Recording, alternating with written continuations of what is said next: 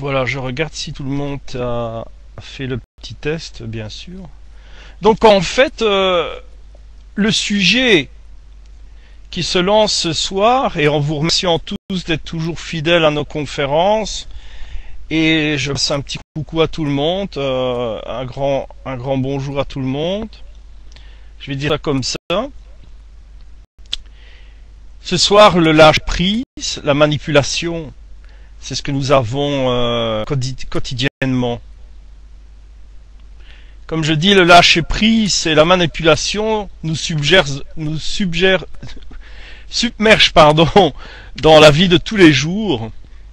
Nous sommes tentés à une forme de dualité en fait, à l'intérieur. Une dualité à travers nos envies. Et ces envies sont-ils égales réellement à nos besoins de tous les jours? Chacun d'entre nous cherche un espèce de levier pour sortir de ce carcan qui nous sature depuis notre enfance. Mais justement, parlons-en de cette enfance. L'enfance au départ, c'est quoi? Eh bien, c'est la découverte. C'est l'inexpérience. Cette inexpérience, elle attise une curiosité.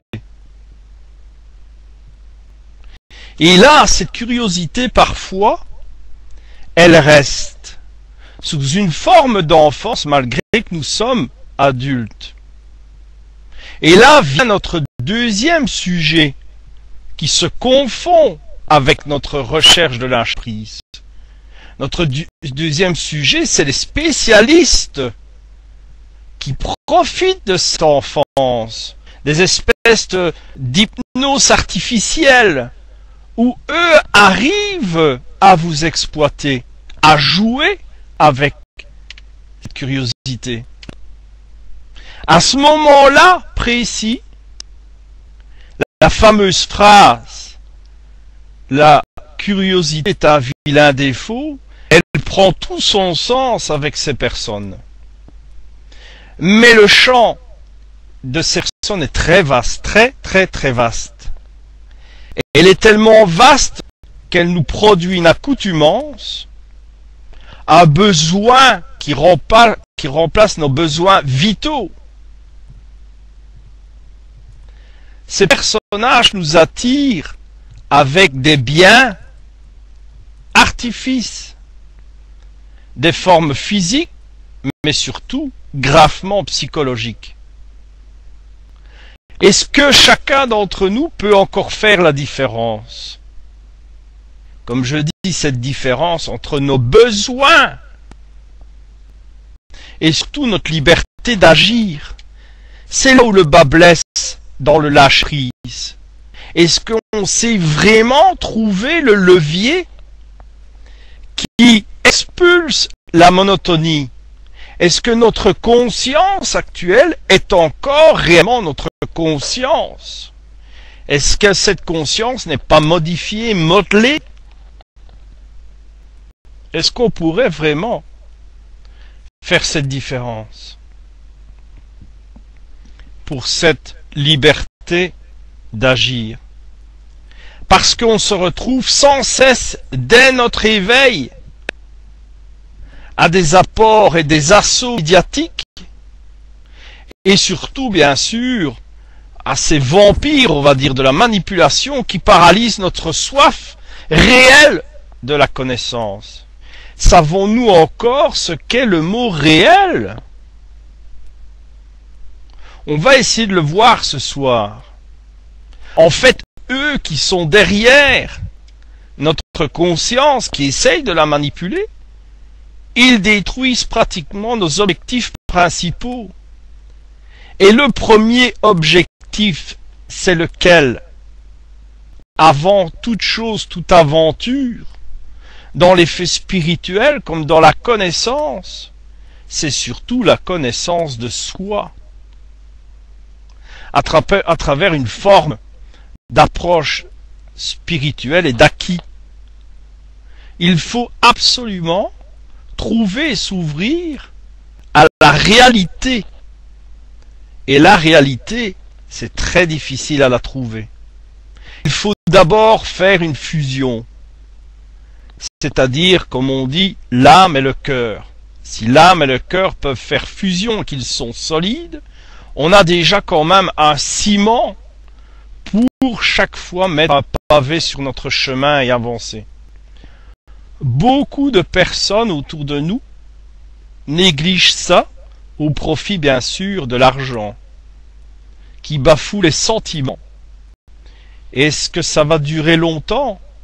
Nous, au XXIe siècle, à l'ère de la technologie, nous sommes tous tiraillés entre cette évolution technologique, la recherche de soi, qui est principale, et bien sûr entre ceux qui désirent graisser la machine, qui brûlent toute forme d'espoir intérieur.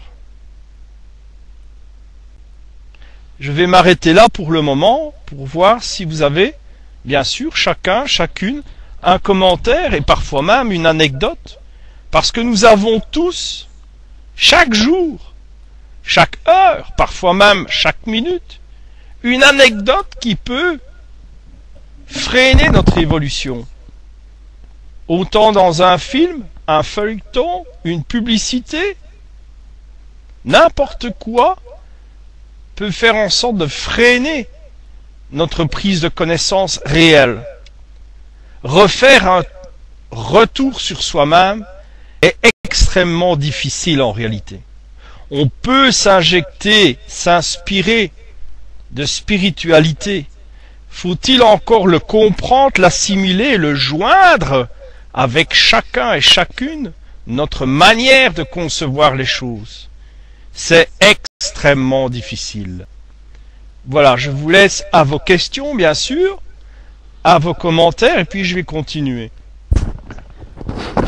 Oui, je disais, à propos de ceux qui exploitent, ben, c'est malheureusement les sites qui exploitent vraiment la naïveté, la dépendance des gens.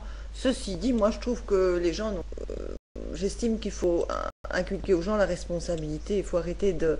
Si les choses existent, c'est parce qu'on les utilise. Hein. On peut pas toujours... Enfin, de toute façon, ça ne sera pas interdit. C'est tous ces sites très populaires, je sais pas, sur lesquels on fait de la pub, là, 36, je sais pas, 3615 ou je sais pas quoi, votre amour, machin. On fait de la pub partout, là, tous ces sites de soi-disant de voyance ou d'astrologie à la minute qui coûtent très cher. Et là, c'est clair que le but est de faire de l'argent et pas d'abord de venir en aide aux gens, voilà.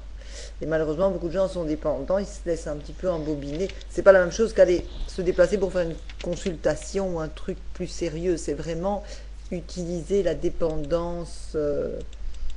Mais c'est vraiment... Ben, on en a parlé quand on a été à la conférence à la Louvière avec cette dame, elle était elle-même coincée parce que dans son travail, quand elle est seule, elle est sûrement très intègre et tout, mais le fait de travailler pour des organismes pareils, elle se retrouvait un peu piégée elle-même. On a eu l'occasion de parler avec elle exactement, Catherine, c'est bien de rentrer dans le vif du sujet, bien sûr, on aura d'autres, mais bon, cette dame n'a pas apprécié justement... D'après notre ami, elle n'a pas apprécié notre sincérité, notre honnêteté, les interventions précises que tu as effectuées ce jour-là. Donc j'ai eu un retour, je vais dire, malheureusement, je dirais pas négatif, mais incompris. Et de sur sa part à elle ou bien d'autres personnes? Non, de sa part à elle, parce que l'argent était de primeur par rapport à l'ouverture qu'on a voulu. Bien sûr. C'est dommage pour elle. Hein, comme vous le... Vas-y, Catherine, excuse-moi. Non, en fait, c'est vraiment dommage pour elle parce que moi, j'étais en plus tout à fait bien. Je lui ai montré plusieurs fois, je vous avais bien intentionné à son égard. C'est juste qu'elle a été sortir une grosse ânerie, un truc qu'elle ne connaît pas. Et c'est justement parce que c'est... Tu sais, quand on ne connaît pas, on est souvent blessé quand justement quelque chose est juste. On peut être énervé, mais quand... C'est parce que c'était juste. Et puis alors, en fin de compte, après avoir eu la conversation que grâce à toi, on a eu avec elle, finalement, ça revenait à ce que je dis là maintenant. Eh bien, voilà. Tant pis, désolé. Tout à fait, parce que la plupart des gens que nous rencontrons, certains sont comment dirais-je, ouvert à une priorité justement d'une forme de lâcher prise, comme tu viens de le souligner, il y a des médiums, des voyants qui sont tout à fait clairs, précis, qui ont gardé cette jeunesse, je ne parle pas de l'âge proprement dit physique, mais de cette jeunesse de pouvoir aider. Et puis à côté, nous avons ceux qui tombent dans la cuvette, je vais dire, pécuniaire, et là profitent un peu justement dans un système qui semble boiteux, où les gens justement ont besoin de savoir l'avenir. Et c'est pour ça qu'on a créé, bien sûr, la porte du paranormal, sans faire la publicité. Mais lors de l'élocution d'ouverture, je vais justement en parler, que, comme ce soir, qu'il faut absolument que les gens aient d'abord une forme de lâcher prise, de retour sur eux-mêmes, pour observer les gens qui veulent les aider à travers la voyance, médiumité, magnétisme et ainsi de suite. Parce que tous ne sont pas ancrés au niveau argent, ou comme dans une usine, on en a déjà parlé, pardon. Il y a vraiment beaucoup de personnes qui ont des capacités, qui ont aussi bien sûr un retour pécuniaire, mais pas dans un objectif, je vais dire, à la chaîne. Oui, ils ont su garder cette barrière de respect. Je te laisse continuer, Catherine. Oui. C'est pas, en fait, ça doit pas être la première motivation. C'est comme un médecin, c'est clair que le médecin il est payé. Mais à partir, c'est tout à fait différent de faire médecine parce que ça rapporte de l'argent ou faire médecine pour aider les gens. Ça n'a rien à voir en fait. C'est la même chose pour ce qu'on fait. Tout à fait. Mais je pense que si on peut rester dans ce sujet un moment et puis on passera sur d'autres bien sûr, quoique tout ne fait pratiquement un dans le domaine du carcan et du lâcher prise, on se rend compte quand même que les personnes qui ont certaines facultés font directement une connexion avec ceux qui ont besoin d'eux, avec une grande sagesse, une forme d'empathie. Vraiment, les voyants médiums deviennent pratiquement des couvertures sur la personne pour vraiment les aider, les protéger, les diriger un petit peu sur un chemin de réflexion. Un bon voyant et un bon médium n'obligeront jamais d'abord à prendre pour argent comptant ce qu'ils disent. J'ai eu l'occasion pendant 15 ans de suivre des médiums et voyants, malgré que je ne le suis pas, bien sûr, c'est pas tout à fait la même chose, mais j'ai pu quand même déceler à travers une grande majorité de médiums et de voyants honnêtes, et qui font quand même leur publicité, ce qui est logique, eh bien, on sent vraiment une différence. On sent qu'ils s'imprègnent de la détresse de l'individu. On sent que il y a leur vécu, il y a leur cœur qui parle. Comme vous le savez, je le dis souvent, beaucoup de voyants, beaucoup de médiums sont passés par des événements dans leur vie, parfois pénibles, et gardent cet acquis, et ça développe souvent, ou prolonge, ou augmente leur manière d'interagir dans ces phénomènes extrasensoriels. Mais on sent qu'ils sont là pour aider, épauler et non oppresser l'individu. Et là, justement, c'est une forme de lâcher prise pour la personne qui vient poser les questions. Elle se sent parfois inondée de compréhension, d'amour, de respect, malgré qu'elle paye sa consultation. Mais quand elle est dehors, elle a déjà un simple petit bagage, un espoir. Et là, le lâcher prise commence à faire son effet. Un effet boule de neige. Parce que, comme le fameux film d'un acteur américain où il va dans un centre apprendre à se retrouver, et on lui dit d'abord, eh bien, si tu veux que ta vie change, apprends à dire oui. Et ce monsieur est parti de rien et commence à dire oui à tout. Ça va l'enchaîner, bien sûr, dans des situations loufoques, mais aussi sa vie va changer. En fait, le lâcher-prise est quelque chose de complexe, de quelque chose qui est vraiment, comment dirais-je, comme un carcan, et il suffit parfois d'un petit mot, et ce carcan, il tombe par terre.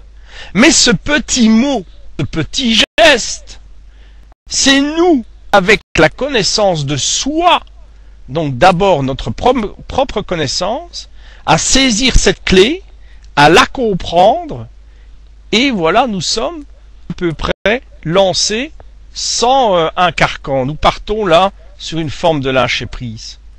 C'est extrêmement complexe et extrêmement facile. Ce sont plutôt les manipulateurs, les charlatans, qui viennent faire en sorte d'éviter que vous y introduisiez cette clé dans votre armure, dans votre carcan. C'est ça le plus difficile en fait. Je ne sais pas si vous avez une anecdote, un commentaire, une question, éventuellement, donc Catherine, qui connaît très bien aussi le domaine, qui viendra donc intervenir avec nous. Donc je vous laisse poser question, par exemple, dans le domaine de la voyance médiumnité, comment un petit peu déceler qui est valable, qui ne l'est pas. Voilà, je vous laisse à vos réflexions si vous avez une question.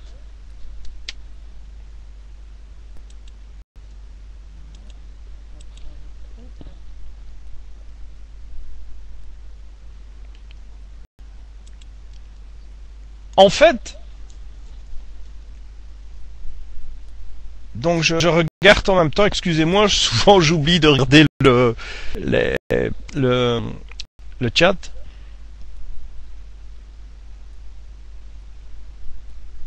Quel serait le type de question?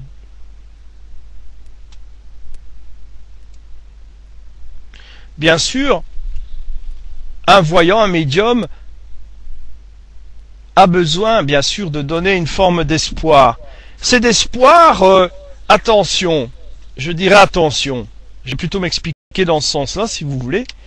Cet espoir, vous devez sentir, vous êtes chacun des êtres humains, vous avez votre connectivité intuitive. C'est quelque chose qu'on ne peut pas retirer aux gens. Chacun, dans n'importe quel milieu, n'importe quel état psychologique, a cette intuition qui est là. On ne sait pas l'enlever. Elle est là. Alors, je veux dire par là que si quelqu'un, un voyant, un médium ou que sais-je, magnétiseur, vous donne un espoir, vous devez quand même pressentir que cet espoir peut être concrétisé.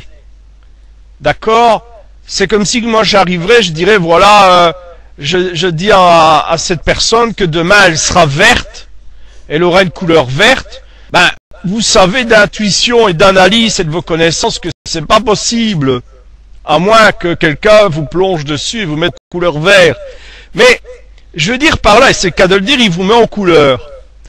Mais je voudrais simplement vous dire que il faut associer votre ressenti avec cet espoir qu'elle vous donne. Pourquoi? Parce que, comme vous le savez, un véritable voyant, un véritable médium vous dira, nous sommes tous un peu médiums, nous sommes tous un peu voyants. Eh bien, sur n'importe quel échelon où on se trouve dans ces domaines, on doit ressentir quand même ce que le voyant nous donne. Catherine, si tu sais baisser ton micro, on va entendre. 2 minutes, Erika, parce que j'éteins mon truc. Voilà. Oui, excuse-moi, je vais tirer le son. Voilà, je voulais dire par là que on doit sentir un peu que la personne qui nous donne ce courage, cet espoir, c'est quand même terre à terre, réalisable. Ça correspond avec nos objectifs. Donc, il faut quand même s'associer avec notre intuition et ce que notre médium voyant dit. Ce serait un exemple assez brutal ce que je pourrais dire, mais je ne trouve pas d'idée maintenant pour faire une image de ce que je vais expliquer. Vous allez voir un voyant. Votre mari malheureusement est décédé, le voyant dit voilà, votre mari demain il vient vous revoir. Elle vous donne une forme d'espoir, oui, une connaissance, il y a le mari et tout ça, mais vous savez que, bien sûr, la vie ne nous rend pas sous une forme, je vais dire, physique, le mari. Peut-être qu'il y aura, bien sûr, des signes, des messages, mais là, on voit tout de suite que le voyant essaye de forcer votre intuition, essaye de forcer peut-être même, malheureusement, votre naïveté, en disant, voilà, il sera là demain. Vous savez qu'il sera là demain, oui, mais dans votre cœur comme dans tous les jours. Il sera dans votre esprit, il sera vivant, il sera présent. Je vous le souhaite.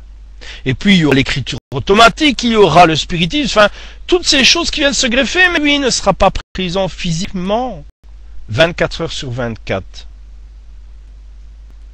Il faut, à ce moment-là, analyser ce qu'on vous dit. Et ça fait partie, encore une fois, du lâcher-prise. Ce lâcher-prise, il est actuellement basé à un grand pourcentage sur la demande des voyants, sur la demande de voir un médium, un voyant. Regardez, vous le voyez à la télévision. Maintenant, on a des shows complètement, des soirées entières sur la voyance, médiumité. Il y a 100 ans, il y a 200 ans, les voyants, les médiums étaient présents au sein de petites familles. Il y avait déjà quelques petits clubs en France, en Angleterre, mais ce n'était pas ouvert dans un phénomène exponentiel. Ici, nous tombons dans des phénomènes de crise, nous le savons. Gagner sa vie devient de plus en plus difficile. Avoir de plus en plus d'espoir également. Il faut s'accrocher à ses acquis, ses expériences, et surtout, bien sûr, à sa famille.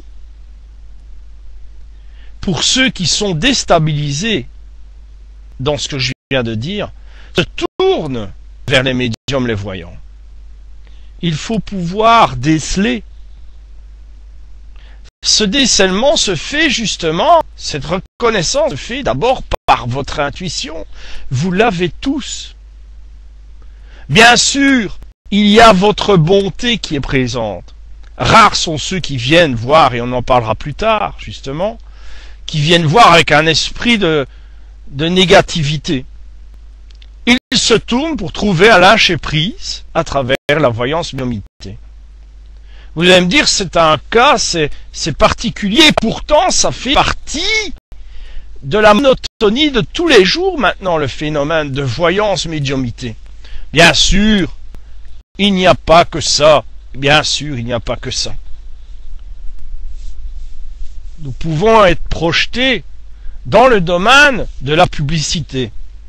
La publicité également joue avec vos émotions, joue avec vos sentiments.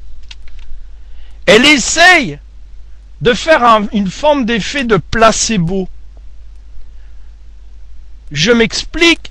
Vous voulez évoluer chaque jour, chaque semaine, chaque moment de votre vie, vous voulez avancer avec un acquis réel, honnête, plausible. Et derrière tout ça, qu'est-ce qui se passe? Eh bien, la publicité en profite. Vous voulez justement connaître des choses. Je m'explique. Nombre de gens, par exemple, regardent la TV et il y a des émissions un peu comme Téléboutique. Et là, souvent, eh bien, vous avez envie d'acheter certaines choses qui vous semblent utiles. Je dis bien qui vous semblent utiles. Ces choses, souvent, eh bien, quand vous les avez, bien sûr, vous les voyez à la télévision, elles vous donnent envie. C'est tout à fait logique. Elles vous donnent aussi une forme de facilité dans votre existence. Et quand vous avez cet objet chez vous, bien souvent vous êtes déçu, vous vous en servez un tout petit peu, et puis voilà, ça s'oublie et on est reparti ailleurs. Eh bien, ces fragments de carcans, d'obligations, empêchent encore une fois ce lâcher-prise. Décidément, pour trouver réellement un lâcher-prise, il faut jouer d'ingéniosité. garder d'abord deux choses essentielles.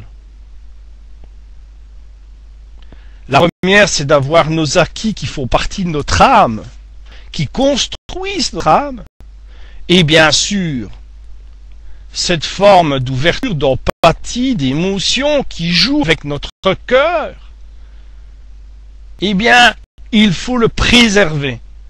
Si vous perdez l'un ou l'autre, vous partez en vrille dans votre existence. Et quand on s'en rend compte, on se retrouve seul. La solitude guette.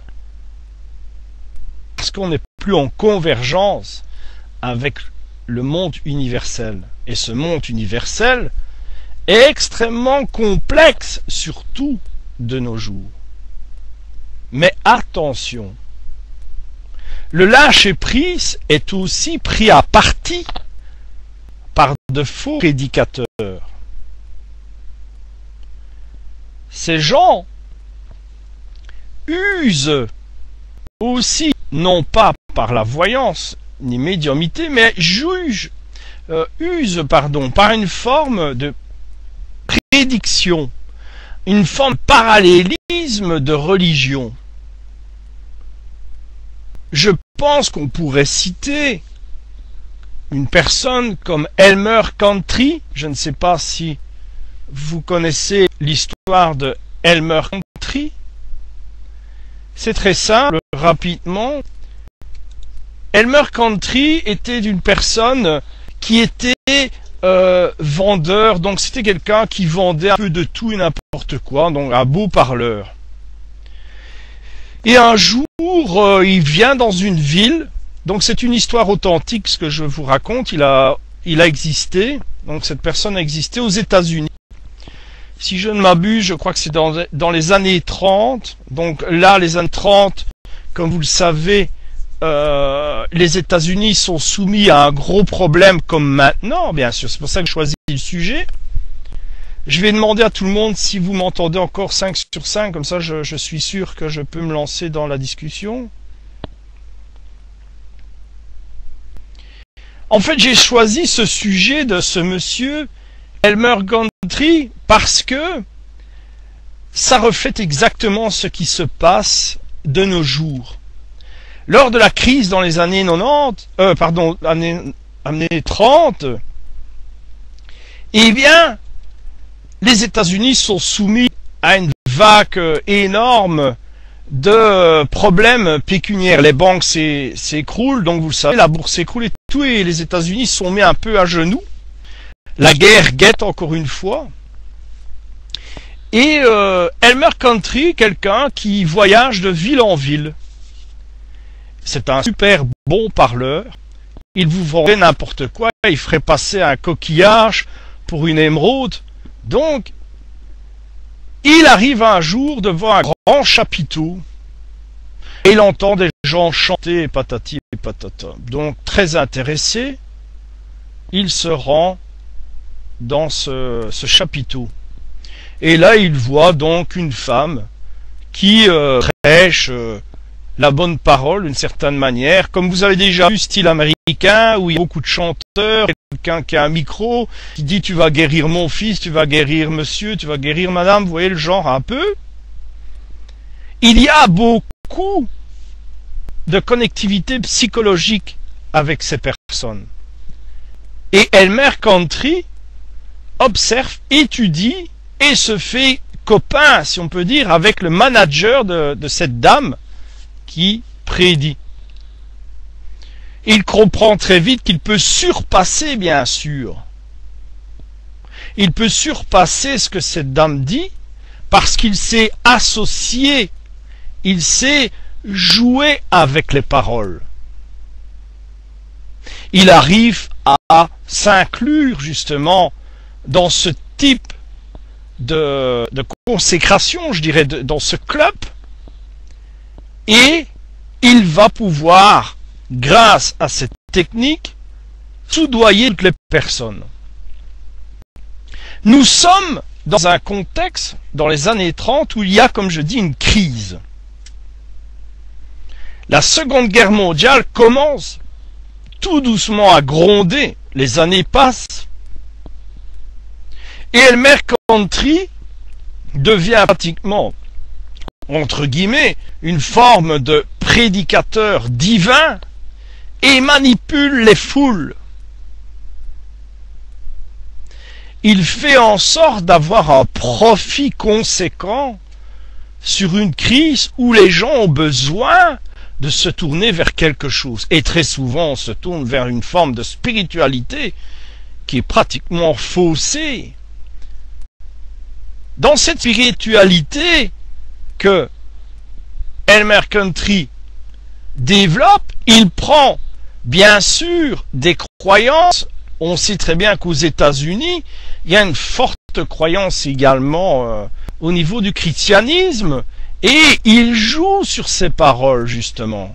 Il joue sur cette forme et commence tout doucement à manipuler. Il crée à ce moment bien sûr un carcan, et ce carcan fait en sorte qu'il y ait du monde qui l'écoute. J'ai pris justement la référence d'Elmer Gantry. Pourquoi? Parce que en fin de vie, lors de sa progression spirituelle, quand il a arnaqué, franchement arnaqué, il se rend compte réellement qu'il y a vraiment une fluidité spirituelle, que cette croyance est authentique à certains niveaux. Il ne pourra jamais faire marche arrière. Il aura subi, bien sûr, les foudres des critiques. Il aura subi, bien sûr, des gens comme vous et moi qui réaliseraient que cette personne est un manipulateur. Il y a eu des enquêtes et ainsi de suite. Et il deviendra quand même, je crois qu'il a fait un livre là-dessus, il se repentira, mais trop tard bien sûr, mais il fera avancer la découverte de ces charlatans. Il fera ça pratiquement toute sa vie, hein. Donc il jouera dans les lignes de toutes les villes qu'il va faire aux États-Unis, et il jouera. Bon, alors personne parle.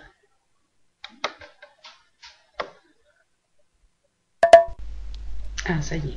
Vous m'entendez là? Oui. Ah, j'ai parlé, mais je sais pas si on m'entendait. Voilà, non, je voulais.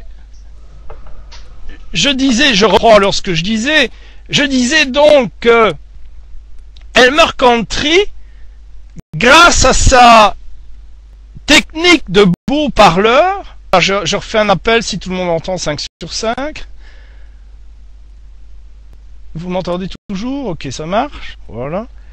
Donc, Elmer Gantry arrive à user de son charme, de sa manière de vendre pour agir sur les gens.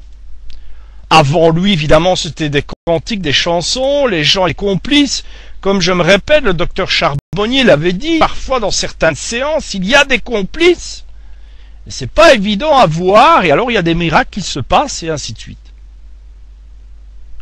Donc, Elmer Gantry, en fait, est un des premiers précurseurs au charlatanisme, qui ouvrira la porte à beaucoup de gens, autant dans le domaine spirituel que dans les divers domaines paranormaux, ufologie, on y viendra par la suite, bien sûr.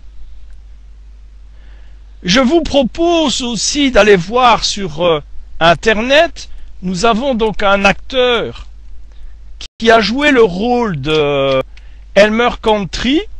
C'est un film qui date des années 50, en couleur, c'est déjà bien, et ça retrace un petit peu l'histoire, et le film est relativement fidèle parce que je l'ai regardé il y a déjà très longtemps, et je trouvais justement que c'était le personnage vraiment typique qui justement freine votre recherche du lâcher-prise. Je vais m'arrêter là quelques moments pour voir si vous avez une question éventuellement sur ce que je viens de dire, ou éventuellement un commentaire particulier.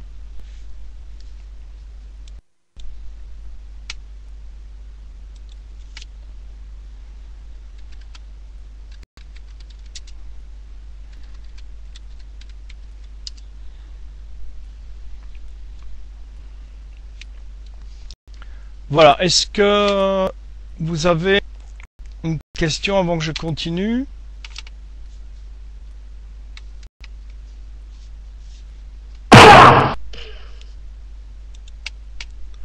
Alors, on a plusieurs personnes qui recherchent le lâcher-prise. Nous voulons absolument garder cet îlot de liberté. Cet îlot que nous avons du mal à défendre, qui peut être submergé justement par notre environnement de tous les jours. Que ce soit chez soi, à la TV, parfois même avec la famille, qui parfois est oppressante, parce qu'elle demande ou parfois exige une aide de votre part. Là doit jouer bien sûr votre intuition, vos sentiments. Mais ces sentiments et cette intuition ne peuvent pas non plus couvrir entièrement votre famille. Eux aussi ont besoin de s'ouvrir, ont besoin de trouver aussi leur soi et en même temps leur lâcher prise. C'est vice-versa. Ils vous prennent dans vos émotions, ils vous prennent dans votre intuition, votre instinct maternel, paternel, et vous êtes pris dans un carcan. Votre droit, c'est de faire aussi l'effet inverse, parce que ces gens-là ont besoin, à travers vous, de découvrir leur îlot, leur libre arbitre, leur lâcher prise. C'est une fois encore une chose très complexe. Est-ce que vous comprenez ce que je veux dire au niveau de cet exemple? Vous pouvez me répondre oui verbalement ou m'envoyer un SMS sur le chat. Allez. Il ne faut pas être bloqué à la demande dans une famille, mais il faut savoir temporiser, ne pas être englouti, donc que cette eau recouvre votre îlot. Mais aussi, il ne faut pas mettre des barrières autour de cet îlot. Comme le dit Dame Berne, on ne doit pas se sentir obligé. La seule obligation qu'on aurait, c'est de faire comprendre justement à ceux qui viennent nous voir qu'ils ont, on peut leur fournir une aide, mais qu'ils ont aussi tout pour avancer et créer leur libre arbitre. C'est une synchronicité associée au lâcher-prise, en fait. C'est une dualité sereine. Là, on trouve une dualité objective, pratiquement parfaite, une forme d'osmose où la famille va grandir. Elle va se supporter en cas de coup dur. Et surtout, la vie ne nous fait pas de cadeaux, et surtout dans l'avancement physique, je parle de l'âge.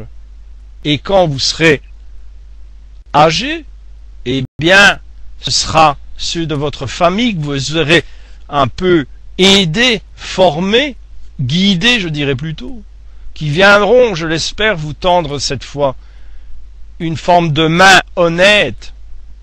C'est un petit peu justement ce que les voyants médiums peuvent faire. Mais derrière tout ça, il y a encore les Elmer Country. Ces Elmer Country qui profitent maintenant, au lieu des années 50, des années 30, ils profitent à l'heure actuelle de la faiblesse, de la naïveté, parfois d'une forme d'ignorance involontaire. Et qu'est-ce que ça veut dire pour moi, l'ignorance involontaire? Eh bien, elle commence d'abord parce que on n'arrive pas à avoir ce lâcher-prise. Nous sommes lancés dans un tourbillon dans la société où il faut vivre vite, où on se rend compte que 24 heures, on n'en a pas assez. On voudrait des journées plus longues, même les semaines deviennent si courtes. Alors le lâcher-prise, on le met de côté, on essaye de l'oublier, on fait avec nos propres moyens. Mais, il y a toujours un mais. Si on n'arrive pas de temps en temps à lâcher prise, on a, comme on dit, le burn-out ou un tas de choses comme ça, on part dans une forme de dépression, on ne gère plus ses émotions, on s'isole, on devient réfractaire à tout, on se noie dans ce qui est le plus proche, la télévision, et bien sûr, comme Catherine le dit, à travers des sites internet qui, là, vont saisir la balle au bon. Nous voilà maintenant avec d'autres Elmer Country. Des Elmer Country qui sont sur des sites, qui cherchent une forme de popularité en cherchant d'abord ce que vous cherchez. Si vous cherchez par exemple un domaine paranormal, mais surtout par exemple l'ufologie, qui est un créneau extrêmement ouvert, où certains sont honnêtes, comme les voyants, les médiums, d'autres usent de subterfuges pour attirer évidemment votre ignorance et en jouer, et quand vous le voyez, parfois il est trop tard. Parce que lui, il sait à quel moment il va décrocher. C'est pas une lâcher prise, rassurez-vous. Non, il va changer de tactique, il sait jusqu'à quel moment vous allez vouloir lâcher prise, vous. Et il vous attend parce qu'il est professionnel dans ce domaine. Il sait que vous êtes amateur, vous voulez des réponses. Et lui, qu'est-ce qu'il va faire? Il sait qu'à un moment donné, vous allez essayer de bouger, de réagir. Et il aura changé de technique, il vous aura anticipé. Et ce lâcher prise, c'est encore plus difficile. Ce lâcher prise aussi est pris à partie par d'autres personnes qui vous promettent monts et merveilles, qui disent qu'ils vont vous guérir, qui vont vous protéger. Ça commence par 50 € et puis ça finit par 700 €, voire même 3000 € et vous avez rien vu voir. Ils savent gérer un peu, comme Elmer Country, la parole, associer cette parole avec votre curiosité. Je tourne maintenant sur le chat pour voir si vous avez des questions à ce niveau-là.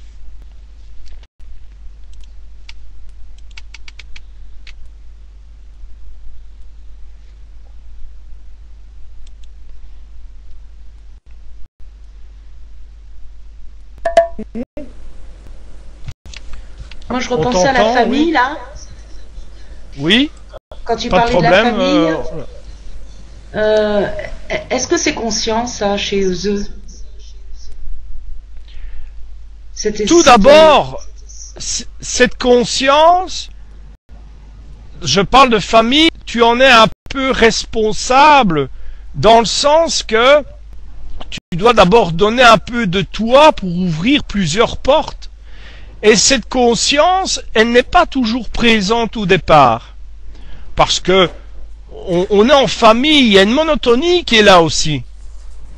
Mais il faut de temps en temps changer sa manière, son attitude pour faire comprendre dans la famille qu'il y a des choses parfois prioritaires, importantes, dans tous les domaines spirituels, dans la vie de tous les jours, dans le statut social. Il faut savoir jouer en imposant ou en émettant des réflexions. Je serais plutôt pour la deuxième chose, en émettant la réflexion aux gens de la famille pour qu'ils réalisent que non seulement tu es présente au sein de la famille et que tu as des points importants et complémentaires. C'est ça, solidifier une famille. Est-ce que ça répond à ta question? Plus ou moins. Parce que disons que actuellement, enfin, ça fait quelque temps, enfin, ça fait un moment déjà, ils m'appellent. On est assez éloignés, puisqu'ils sont à Lyon. On n'a jamais été très liés au niveau famille, mais dès qu'il y a un problème, en fait, c'est entre ma grand-mère et ma mère. Ma grand-mère a 92 ans, ma mère en a 72, je crois. Et en fait, entre elles, c'est la guerre, quoi. Et donc, en fait, ils m'appellent tout le temps moi, pour comme si que j'allais résoudre leurs problèmes, quoi. Donc moi, je conseille des choses, mais bon, après, je me demandais si c'était conscient leur façon de faire, ou si alors ils me prenaient comme un exutoire ou un comme ça, quoi. Parce que chacun raconte leurs histoires indépendamment, tu vois. Et en fait, ils disent tous les deux la même chose et c'est rigolo, quoi. Et c'est vers moi que ça vient. Je pourrais répondre très facilement à ta question, formulée comme ça. C'est très consciemment, en fait. Parce que ils essaient de trouver, en fait, une forme de réconciliation et l'intérieur. Mais leurs émotions brutes font en sorte qu'ils ne le veulent pas, mais à l'intérieur, ils le désirent. C'est compliqué. C'est ce que j'essaie de leur expliquer, mais ils veulent. Voilà. Ils sont bornés, quoi. Je vais donner une image. Parfois, un peintre a des émotions et il doit absolument les sortir à travers sa peinture. Mais parfois, cette peinture n'est pas comprise parce qu'il y a des techniques qui ont été imposées dans la technique de la peinture. Lui, il veut pas suivre cette technique. Il veut injecter ses émotions avec la peinture et c'est difficile après de se faire reconnaître.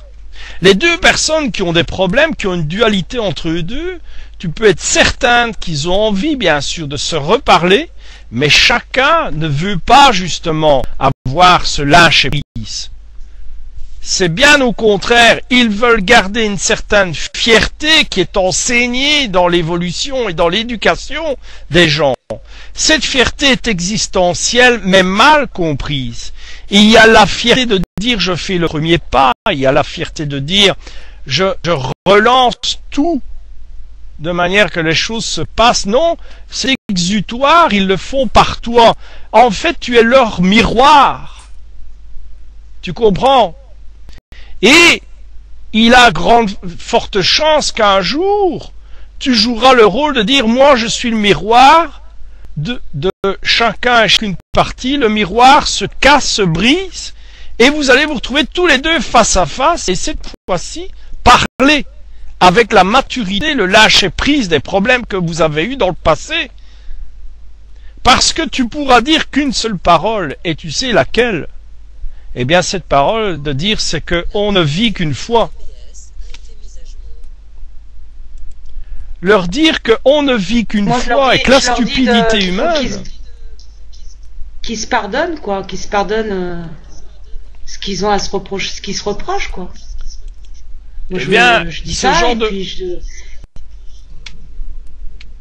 ce genre de pardon est une forme de lâcher-prise, encore une fois, bien sûr. Ben, on retrouve mais bon, ce système dans tout. Hein. Ben, c'est peut-être qu'ils ne sont pas encore mûrs. Parce que on a un problème. Quand ces deux personnes ont un problème, soit c'est frais, ou alors vieux. Et si ces problèmes sont vieux, c'est devenu une forme de une forme de monotonie. Pour eux, c'est un petit peu une forme de pain quotidien, de se taper dessus l'un et l'autre, si je peux dire. Mais derrière ce tapage dessus l'un à l'autre, si je peux prendre cette expression, il y a quand même cette envie de reprendre un cours normal. Mais toi, tu peux leur dire qu'il faut le faire tant que c'est encore temps. Parce que une personne qui part, l'autre accumule tout. N'oublie pas, tu peux leur dire.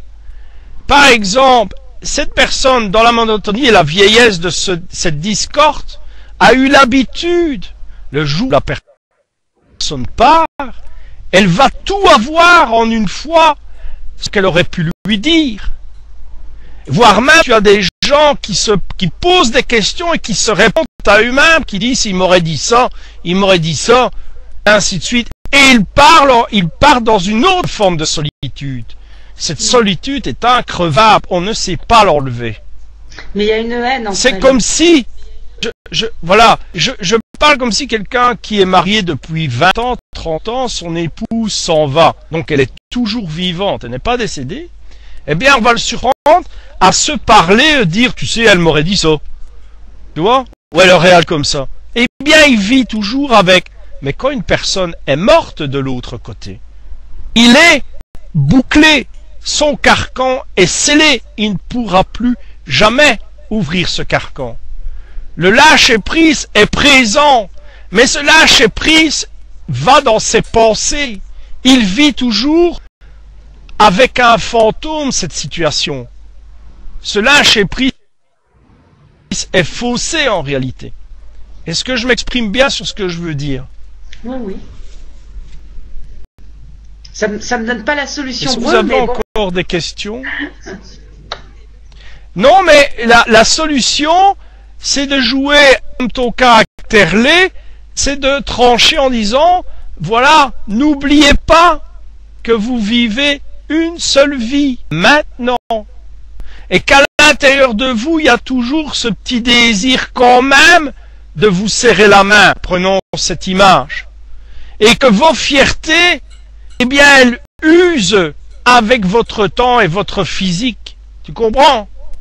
Votre fierté est devenue simplement un vieux reflet inexistant, une forme de animosité qui n'a plus lieu d'être, parce que vous partez chacun en fin de vie tout doucement. Il faut quand même laisser une trace, cette trace qui serait la meilleure, c'est de vous réconcilier parce que tout le monde le saura. Tout le monde verra que vous avez fait un geste extraordinaire, que vous avez encore montré à notre époque que les miracles existent. Je leur parlerai comme ça.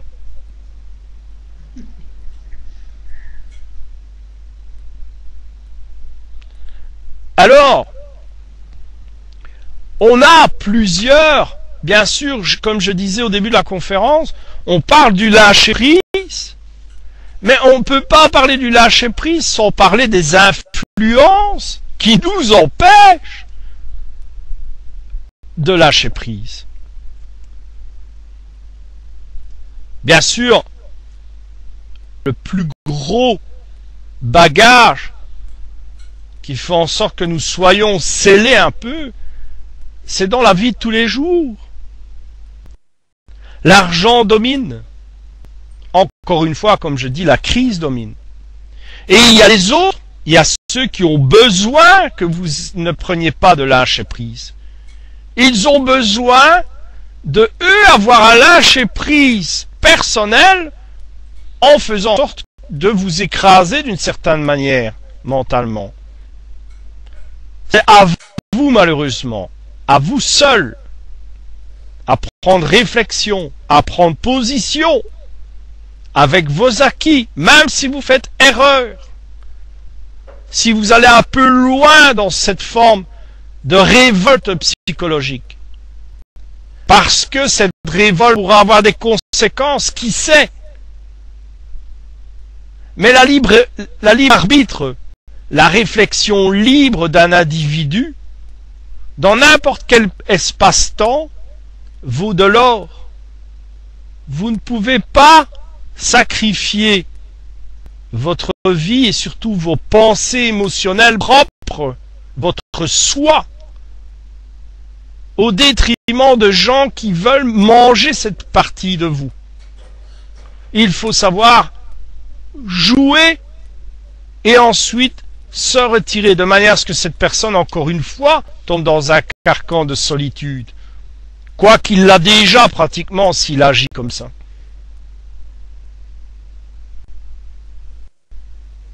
Le monde fourmille de gens qui ont besoin d'avoir à lâcher prise. Mais ce lâcher prise, parfois, ils le font d'une très mauvaise manière.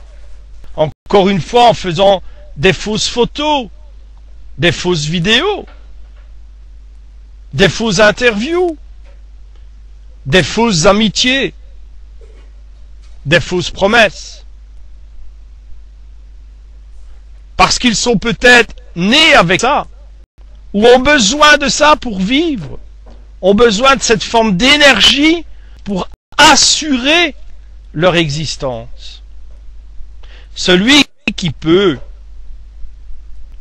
essayer d'avoir un libre arbitre et d'un lâcher prise aura difficile, mais ce sera un lâcher prise honnête vis-à-vis de lui-même et pas des autres. Ces gens-là ne sont pas rares. Il y en a beaucoup, mais la société les freine. Ils se jettent dans la méditation, ils se jettent dans d'autres disciplines, ou ils se jettent parfois dans des sectes. Et ces sectes n'ont qu'une pitié. L'argent est là, et encore, on a un Elmer Gantry qui est présent. Dans l'ufologie, on le sait, il y a eu des sectes en France. Il y a eu des gens qui ont essayé un tas de choses dans le domaine paranormal. Ils ont toujours eu une forme de chance avec les gens qui étaient un peu perdus, des gens qui voulaient connaître des réponses honnêtement, des gens qui se font embarquer, des gens comme Elmer Gantry. L'histoire en est plein. On a des personnages sombres, comme ce personnage qui est venu en 40-45, qui a soulevé mondialement une guerre. Auparavant, il a appris à parler à son peuple. Il a touché les points vitaux du peuple pour les manipuler, comme beaucoup d'autres. On pourrait les comparer à des gens qui mettent l'avenir des gens dans un couloir sombre avec une photo, une vidéo, une fausse amitié, un profit, un égoïsme certain.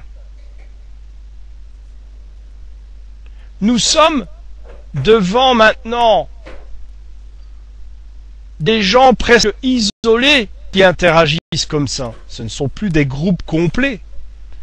Ce sont des gens qui sont isolés et qui ont besoin, à travers la crise, de se valoriser. Et votre lâcher-prise est complètement faussé. Il est atténué.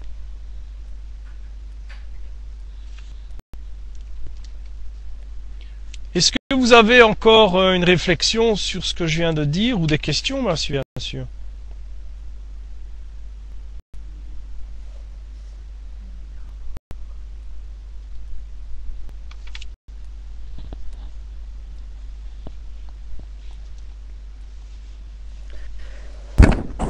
Bah oui, je voulais dire aussi, par rapport à ce que tu disais tout à l'heure,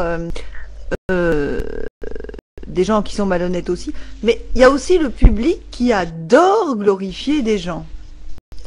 Et quelque part, ils aiment bien un petit peu se laisser manipuler. Disons, dans n'importe quoi, les deux parties sont quand même toujours responsables. Et ça fait partie de l'évolution aussi, de considérer que si les choses nous arrivent, c'est qu'on a quelque chose à apprendre aussi. Et c'est vrai qu'il y a beaucoup de gens, ils adorent, adorer, admirer. C'est une façon de ne pas prendre responsabilité par rapport à sa vie. On dit, ah, il y a quelqu'un d'autre qui va nous donner la solution.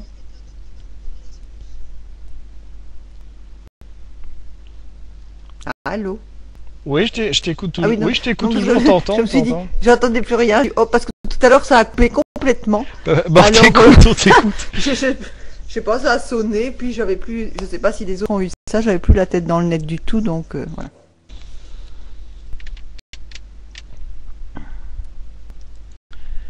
Je dirais d'abord, prenons un exemple. Il y a, comme justement tu le dis, il y a une forme d'évolution qui est contradictoire. Et je vais prendre un exemple extrêmement flagrant. Si nous suivons les lois,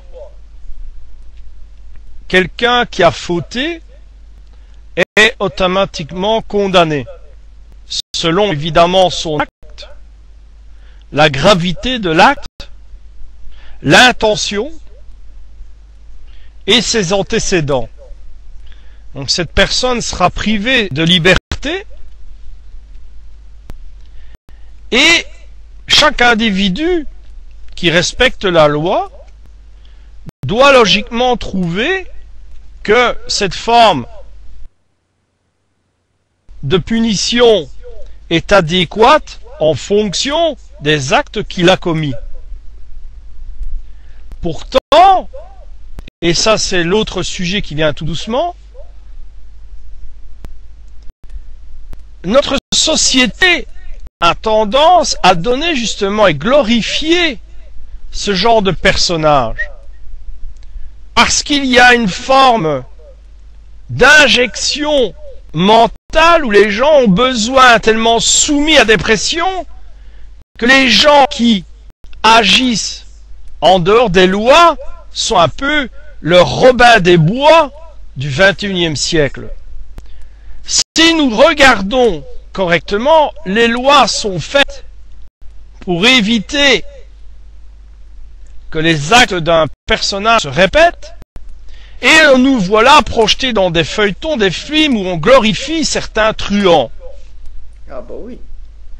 Les gens se reflètent dans le personnage, voire même sont prêts à envoyer de l'argent à ce personnage, sont prêts à glorifier, à défendre quelqu'un qui a créé des actes qui pourraient être complètement en dehors d'une déontologie humaine, humaniste.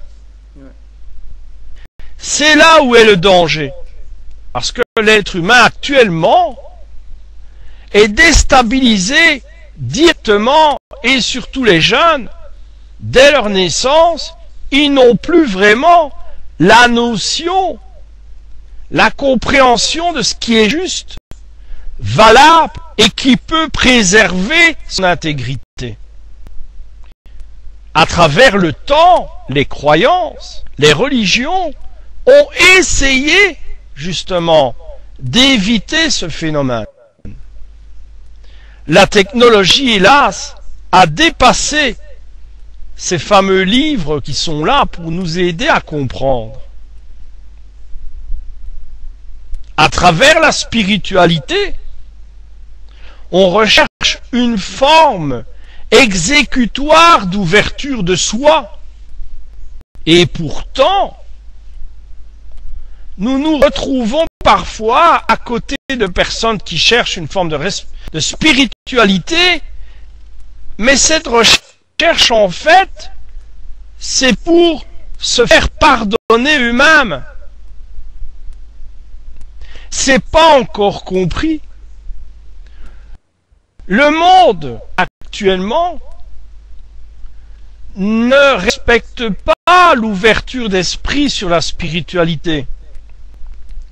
Si on vous dit que la spiritualité est quelque chose de sain, oui, mais n'est pas encore respecté maintenant. Actuellement, dans les médias, il y a des groupes qui sont jugés sectaires et qui demandent simplement à l'ouverture de la spiritualité dans des méditations transcendantales. Ils ont demandé une forme avec tout ce que les lois demandent. Ils ont demandé à créer un bâtiment pour accueillir tout le monde, pour apprendre l'ouverture transcendantale, l'ouverture spirituelle, et la ville a rejeté, ici en Belgique, leur demande, sous prétexte qu'ils vivent différemment, pratiquement comme des Mormons. Pas du tout, ce sont des gens comme vous et moi, qui cherchent un asile pour essayer de se retrouver, de se couper du train d'obligation. Mais nous sommes tellement dans ce train lancé à des vitesses extraordinaires que nous ne pouvons plus déceler qui est la secte et qui ne l'est pas.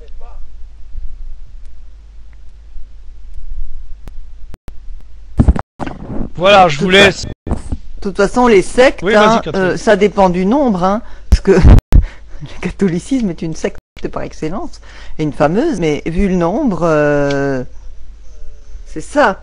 Et pour le moment, on pointe beaucoup du doigt des sectes, et c'est du n'importe quoi. C'est vraiment trouver un bouc émissaire pour des choses qui n'ont ni queue ni tête, parce que franchement, je ne suis pas sûr que, je même suis sûr du contraire, c'est franchement pas les sectes qui créent les problèmes dans le monde. Il faudrait peut-être un peu sortir, même s'il y en a quelques-unes, je veux dire, par rapport aux problèmes colossaux, très officiels dans tous les domaines.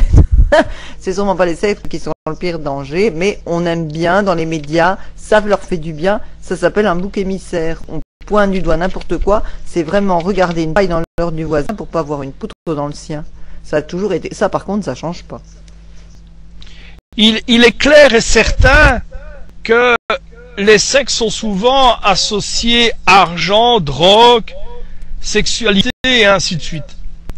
Comment découvrir sans tomber aussi sur une association de malfaiteurs? Il faut avoir d'abord l'intime conviction que ceux qui ont fait ce groupe, je cherche mes mots,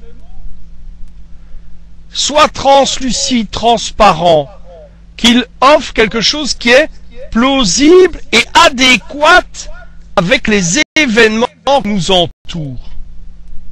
Je m'explique. Vas-y Catherine, si tu as un mot à dire. Non, ce qui se passe, c'est que on est souvent traité. Ce qui se passe, c'est qu'ils ne supportent pas la menace de leur propre pouvoir, notamment les médias et tout ça. Ils vont toujours crier à haro sur des petites choses de rien du tout. Je sais pas, il y a un village comme ça spirituel et tout, on fait des caméras cachées, ils racontent des tas d'âneries. Parce que justement, au fond, ils ont très peur que les gens prennent conscience. Ils n'ont pas envie du tout, parce que sinon, si tout le monde prend conscience, ils vont faire quoi? Eux vont être à la gare. Ils auront plus leur vie, leur gagne-pain. Il faut bien comprendre ça. On est totalement manipulé parce que certaines personnes, certaines institutions, certains organismes au pouvoir, et les médias c'en est une, les médias officiels, ils n'ont pas du tout envie que les gens se réveillent. Et ça les menace, au sens propre du terme, si on dit vraiment les choses telles qu'elles sont. Et alors, beaucoup de gens ne veulent même pas croire, ils préfèrent se réfugier. Ça s'appelle, il y a le syndrome de Stockholm, c'est le fait de tomber amoureux de son agresseur, enfin, quand on est ravisseur, de son ravisseur, voilà. Oui, voilà. Mais en fait, c'est extrêmement répandu, ce syndrome, parce que les gens admirent et adorent des gens qui les mettent dans un état vraiment sous pression et qui les, quelque part, les arnaque, et c'est un système qui les utilise, qui profite d'eux, mais ça fait rien. Ils restent amoureux. Je parle de l'admiration pour toutes les royautés et choses comme ça. Au fond, ces gens n'ont pas du tout envie de partager leur fortune ou je sais pas quoi, ou même d'aider le peuple. Ils veulent être, eux, rois ou reines, c'est-à-dire, eux, avoir une position tout à fait avantageuse, et ils demandent pas mieux quand le peuple est heureux, parce que ça le rejaillit sur eux, évidemment, si le pays est bien. Mais fondamentalement, ils n'ont absolument l'intention d'éventuellement partager, ou que vraiment les gens prennent conscience, parce qu'ils perdraient leur sacro-saint pouvoir. Ça, c'est un exemple parmi d'autres. Puis tu disais l'histoire d'argent et tout, là, les sectes. La drogue, je sais pas, alors, mais pour ce qui est histoire d'argent et manipulation, le Vatican, il en a une dose, hein. On peut pas dire qu'il est fauché, lui. Alors, ça correspond vraiment ce qu'on dit des sectes. Mais, c'est tellement gros, c'est tellement énorme, elle est tellement importante que du coup, c'est la majorité qui gagne. Du coup, à ce moment-là, on ne le voit plus comme ça, et alors, si on dit ça, on va bon, plus maintenant, ici, on peut quand même parler, mais parce qu'il y a une partie des gens qui pensent comme ça aussi. Mais voilà. Et ça a toujours été comme ça, mais maintenant, ce qui se passe, c'est que les gens, ils se laissent vraiment manipuler, ils se rendent pas compte, et quand on leur dit, c'est encore toi qui es à la rigueur, certains vont être ouverts et d'accord avec toi ou tout ça, mais souvent ils vont rejeter, être choqués, ils ont peur. Ils ont peur parce qu'ils sont tout ce qu'ils ont cru, alors c'est faux. C'est vrai ce... Ouais, vas-y. Dans la région, ici, tu vois, c'est dès que ça parle dès que tu as tendance à parler en spiritualité, que ce soit...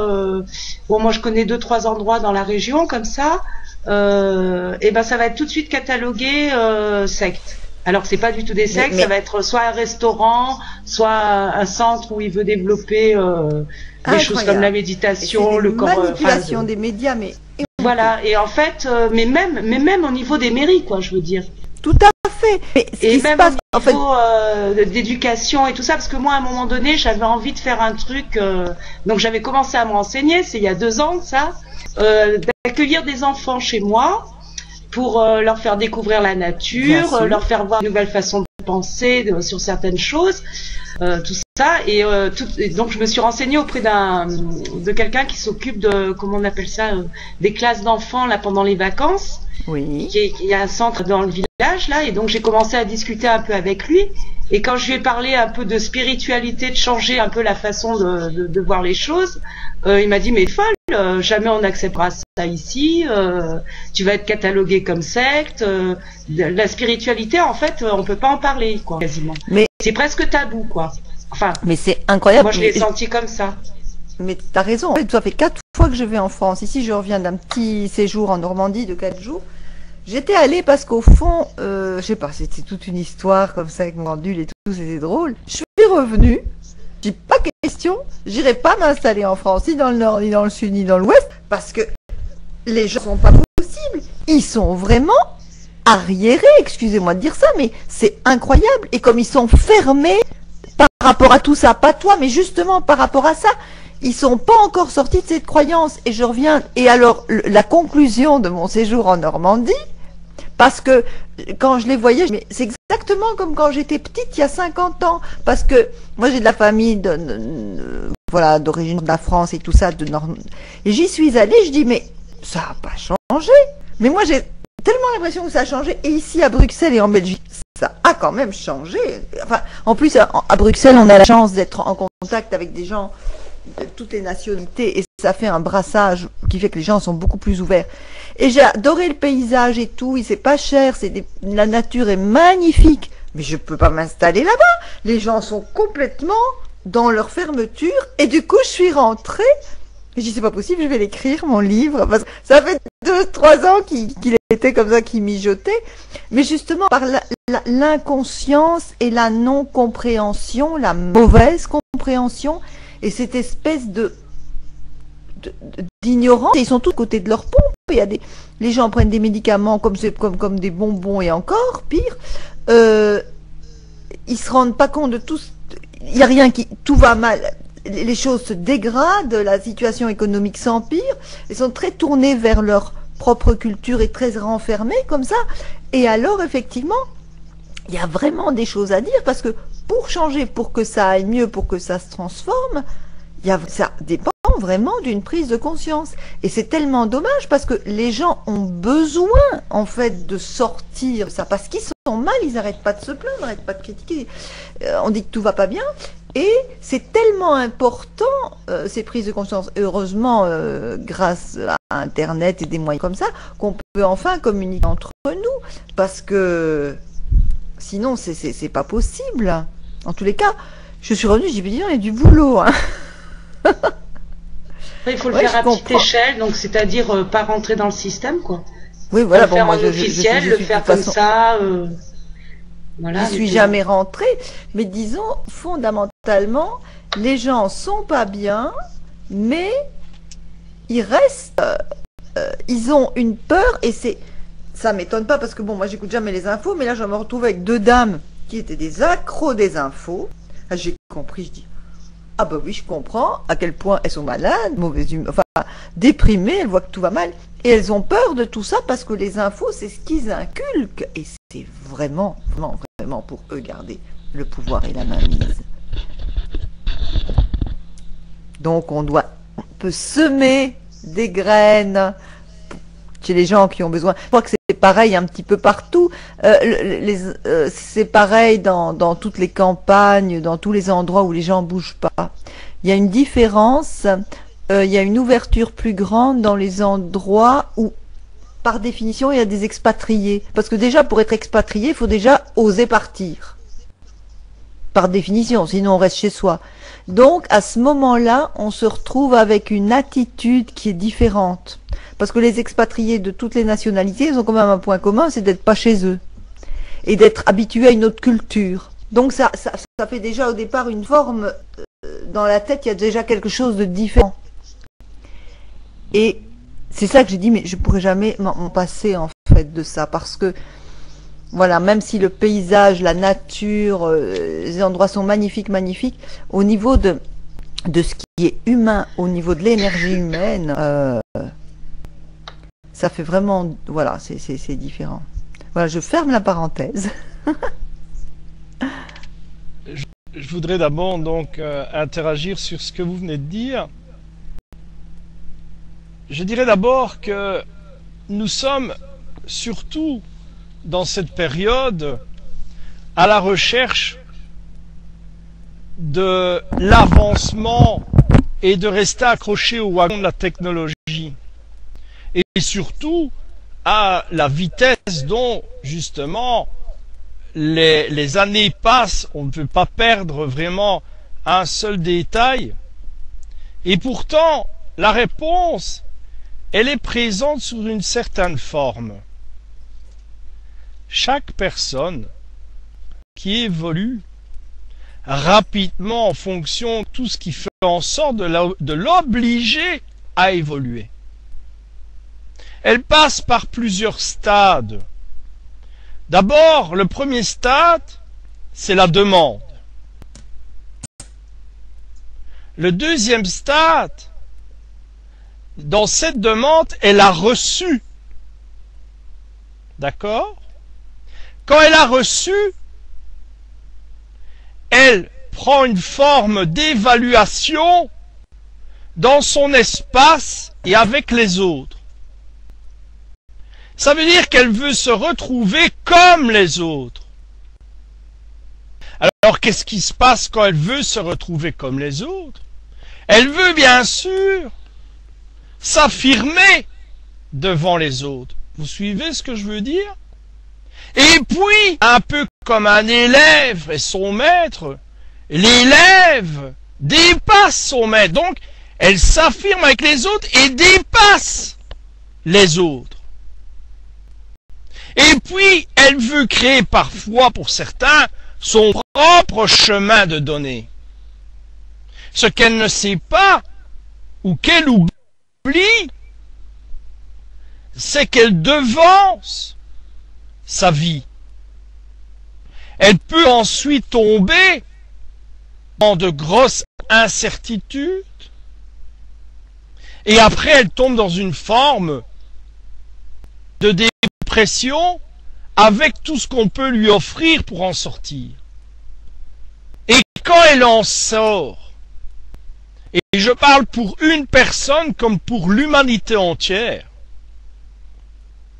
que fait une personne qui arrive au bout d'un chemin et qu'elle n'en peut plus? Elle retourne à la source. Et oui, c'est ça en grande partie. Le lâcher-prise, et je parle cette fois pour moi, le lâcher-prise, c'est quand on arrive devant un mur, que ce mur pour la dernière fois se présente, eh bien on fait demi-tour et on retourne aux sources. On retourne dans le passé. Chercher tous ces ingrédients qui nous ont donné foi à avancer et pouvoir recommencer le chemin mais avec une plus grande maturité. C'est ce qui existe dans l'harmonie des sens, des émotions, de l'évolution humaine et des races. Bien sûr, dans ce retour, il peut y avoir des dégâts, une forme d'autre somnolence, parce que comme je viens de décrire, son avancement, sa demande, son acquisition, son développement parmi les autres, le dépassement, il est endormi par ce qui l'entoure et qui l'a obligé à devenir comme ça. Mais quand il arrive, il est pratiquement seul devant ce mur. Il fait son examen de conscience. il en sera obligé, comme l'humanité. Il se tournera devant la source. Cette source doit lui redonner tout doucement la réalité des choses.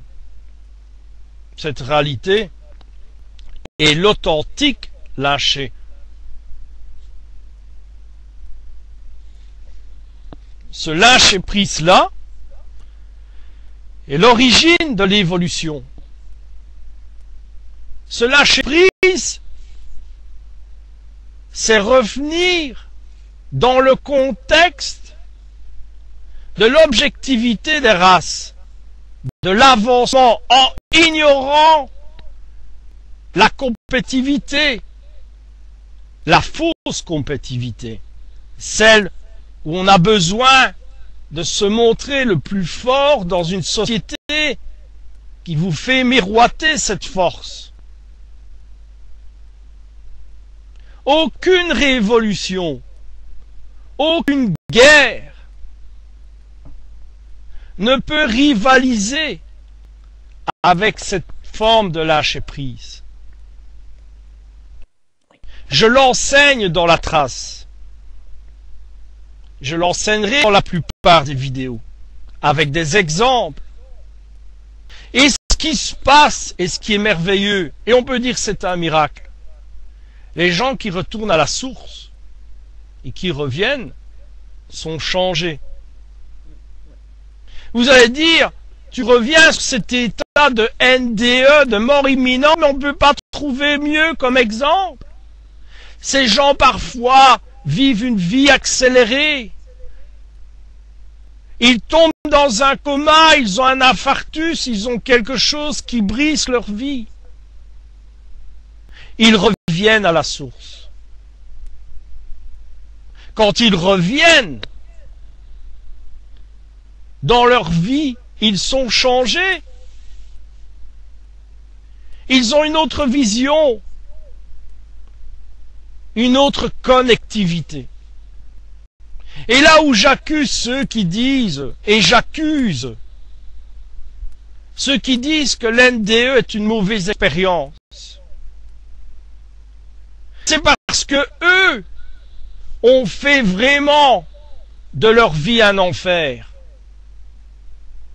Et qu'au retour de cette source, justement, ils le réalisent. C'est comme Catherine Dutilleul le dit. Ils sont mis face à leur propre réalité. Et là, ça ne leur plaît pas. Alors ils préfèrent dire, bien sûr, l'expérience de mort imminente est une épreuve, bien sûr, médicale, scientifique, c'est vrai. On s'en sort parfois meurtri. Physiquement, psychologiquement. Ce qui n'est pas mon cas, rassurez-vous. Mais je dirais que, à l'intérieur d'eux, si on lui poserait cette petite question, la question viendra dans quelques secondes.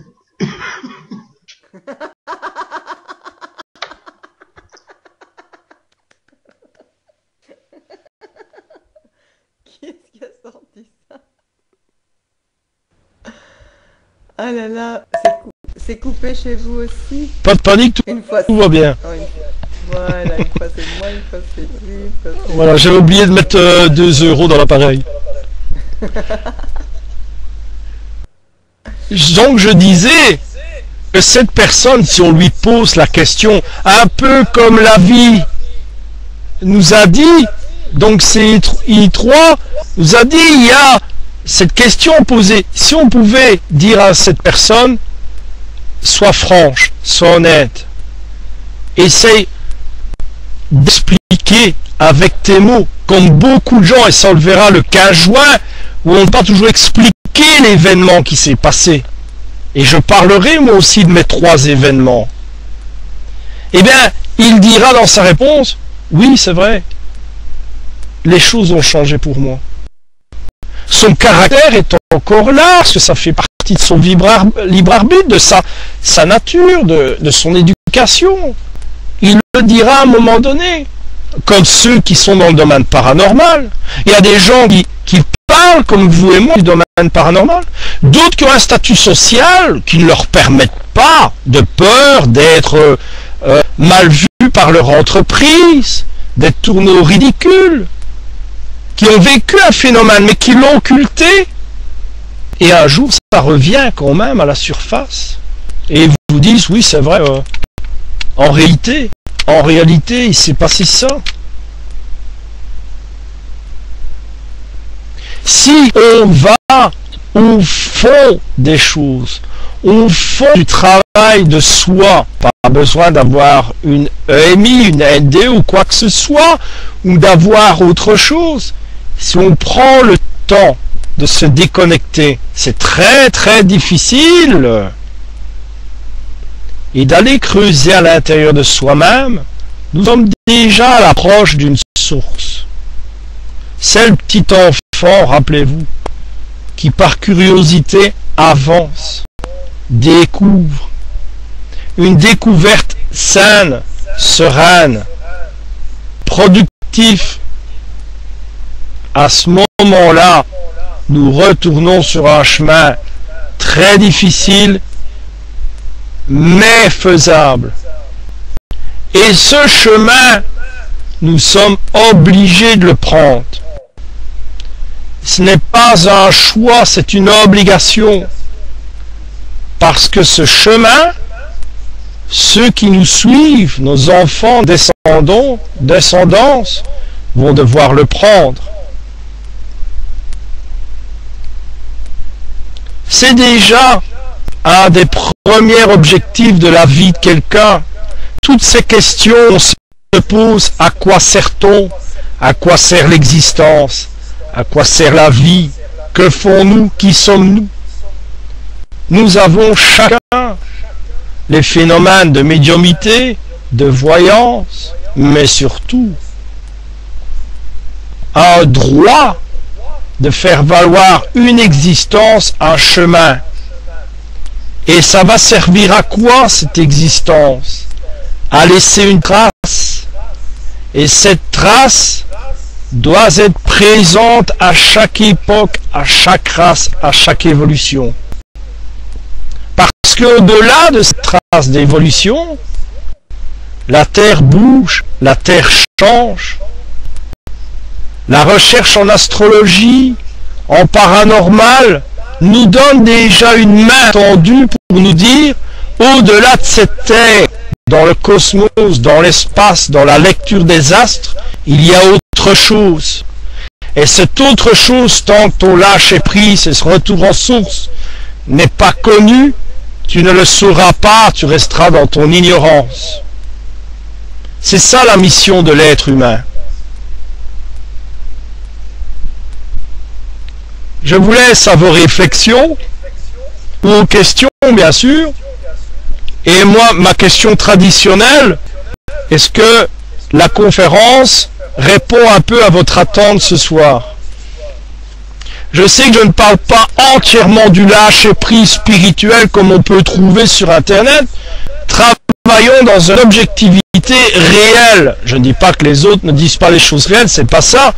Mais soyons directement dans les points sensibles, émotionnels, créatifs.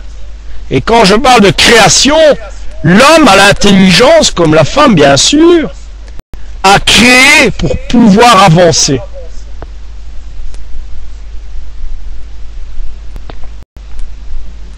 Le monde est simplement une goutte d'eau dans l'océan de la connaissance.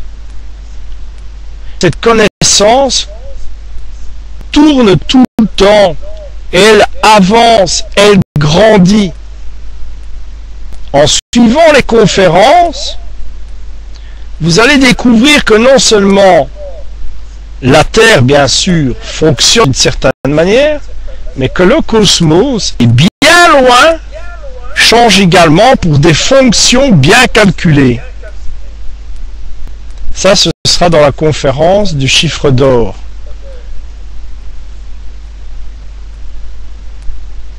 Est-ce que vous avez un commentaire, une question? Et je vois la réflexion de Perle qui dit ce qui est dur, c'est le regard des autres. Mais ça, c'est vraiment quelque chose à apprendre quand on est connecté à soi. C'est pouvoir s'en libérer parce que, oui, c'est vrai, on sait qu'on fait quelque chose de bien et on n'est pas nécessairement accepté. Mais malgré tout, il faut passer au travers, il faut vraiment accepter profondément soi-même. Parce que souvent, quand on souffre du regard des autres, c'est peut-être parce que soit on se juge un peu aussi. C'est difficile de ne pas se juger quand on n'est pas accepté. Il y a une partie de nous qui parfois se juge elle-même en négatif, et alors ça vient de l'extérieur nous titiller sur ce point-là. Parce qu'une fois que tu es tout à fait assuré et tout, bah, regarde les autres. Il faut comprendre les choses dans l'autre sens.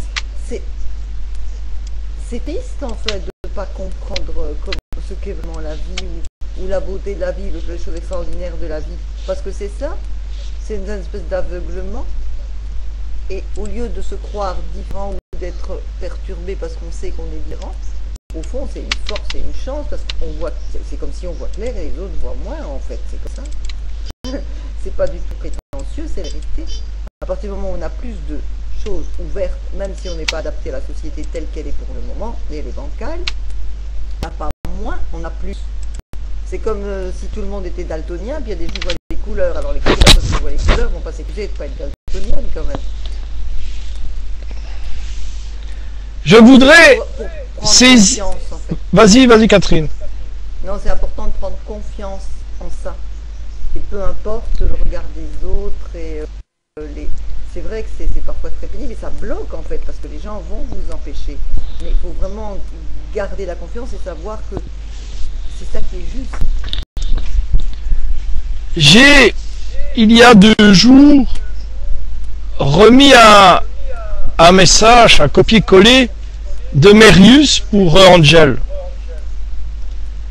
Il reprenait à peu de choses près, si je me rappelle, parce que je ne sais pas aller sur ma boîte mail en même temps que je vous parle évidemment, il disait que la solitude était une force tellement puissante que les gens qui sont autour de soi parfois ne reçoivent pas et ne perçoivent pas cette force parce qu'ils l'ont perdue. Ah ben je crois que qu'est-ce qu'il avait noté? La solitude est une valeur noble, voilà, qui ne se souille pas les envies des autres. Elle est une force extraordinaire dont bien des personnes ignorent. Ça c'est bien le style qui note. Donc, ça veut dire aussi qu'au niveau des regards des autres, si nous prenons attention à leur regard d'une certaine manière, ça nous freine aussi dans notre libre arbitre et notre lâcher-prise. Ce regard, on doit le lire correctement. Un regard des autres peut dire aussi une jalousie, une incompréhension sur ce que vous faites. Le plus important, et ça je le dis toujours, c'est de rester fidèle à soi-même, dans ses convictions honnêtes, claires. Les convictions claires et honnêtes, la fidélité à soi-même, ça nourrit la lumière. Et si on sait déjà ça, soit le regard des autres se brûleront à cette lumière, ou les regards des autres vont suivre cette lumière.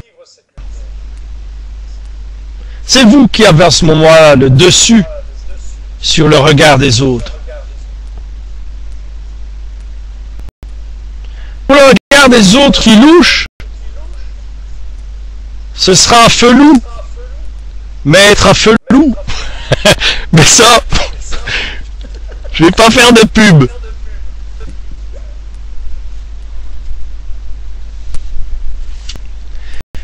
Il faut, chaque individu à sa naissance a un bagage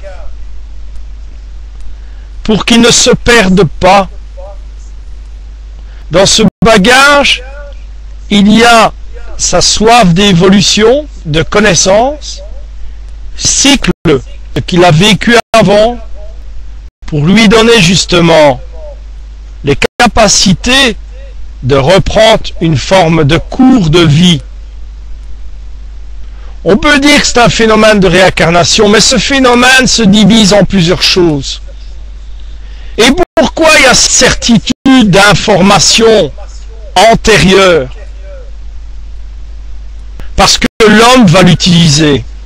L'homme véritable qui commence seulement à dominer l'hypnose, à sortir quelques fragments extérieurs de vie antérieure, il va s'en servir scientifiquement. Il va s'en servir pour écrire. Il va s'en servir pour former des gens. Pourquoi? Parce que, encore une fois, ce que je vous ai dit, le retour à la source. Le retour à la source commence par des informations, des authentiques informations, des expériences, des émotions, un vécu. Celui qui a créé, par exemple, l'ordinateur que vous avez actuellement, a dû comprendre des informations, des fonctionnements, jouer le risque de rater son invention, ça c'est son libre arbitre. Lâcher prise à ceux qui lui ont dit c'est impossible de créer une machine qui peut tout savoir. Ce lâcher prise du regard des autres lui ont donné cette certitude d'arriver à un travail que vous avez tous les jours. Et vous, dans ce travail qu'il a fait tous les jours, ça inclut maintenant une monotonie de tous les jours. Appuyer sur le bouton du PC est une chose facile. Mais en appuyant sur ce bouton, il y a la vie d'un ou plusieurs hommes ou femmes qui se sont battus contre les préjugés, contre la difficulté de l'opinion des autres avant de créer la technologie. Le monde est la même chose. Et vous en faites partie de ce monde. Chacun d'entre vous, à un moment donné ou à un autre, doit avoir cette réflexion. Souvent, elle vient au dernier moment. Comme les anciens disaient, et poser cette question à leurs descendants ou leurs fidèles amis, que penses-tu de ma vie? Est-ce que ma vie a été un exemple? C'est le devoir de chaque être humain. Est-ce que ma vie a été un exemple? Et si ça a été un exemple, je laisserai une trace de mon existence. Je regarde maintenant s'il y a des questions. Catherine, si tu as des choses à dire, ou voire même les autres, il n'y a pas de problème. Hein. N'ayez pas peur, lâchez prise de la crainte, Voilà, parlez. voilà. La peur, c'est vraiment le carcan qui empêche d'évoluer. Nous sommes dans un monde peur.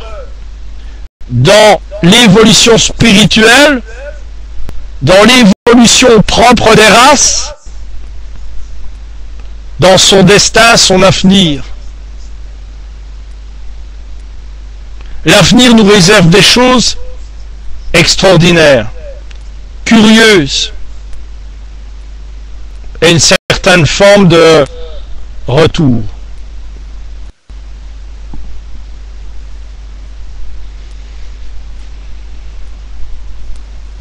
C'est vrai que la peur sur la Terre, on a à peu près 70% des émotions sur la Terre qui sont de la peur. Vous imaginez le gâchis? Le jour où on va se libérer de ça, on est des dieux. Hein. C'est vraiment le carcan principal et on manipule beaucoup la peur. On s'arrange pour qu'on ait peur aussi. Et on doit passer au travers, on doit se relever la tête pour comprendre que les peurs, c'est des illusions, c'est des idées, c'est des croyances, ça n'existe pas. On passe son temps à se gâcher sa vie pour quelque chose qui n'existe pas au présent. C'est difficile, hein, mais c'est vraiment ça. On a peur, on est malade, on a pendant des mois, des années, etc. pour des choses qui ne sont pas là. Et ça, Eckhart Tolle, celui qui a écrit Le pouvoir du présent, il explique très bien ça. C'est pas ici et maintenant, mais en attendant, on génère cette énergie très perverse, enfin, qui fout tout en l'air, qui paralyse, qui empêche justement de toucher ce qui est le vrai nous.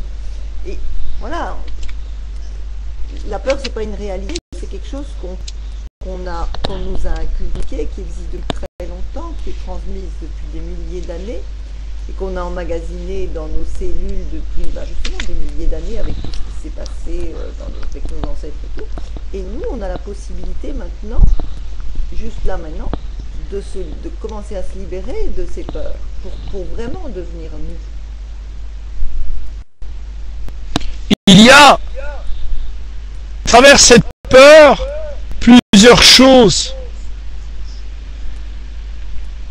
Beaucoup de gens n'ont plus confiance en eux. Encore une fois, si on part quelques siècles en arrière, les émotions, nous les avions cataloguées avec quoi?